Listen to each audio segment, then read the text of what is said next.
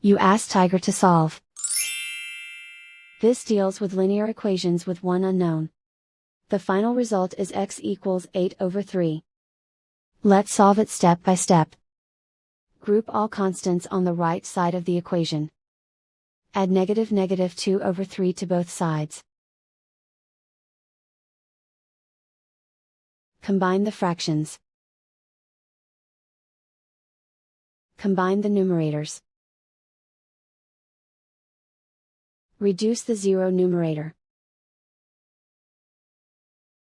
Simplify the arithmetic. Convert the integer into a fraction. Combine the fractions. Combine the numerators. And so the final result is x equals 8/3.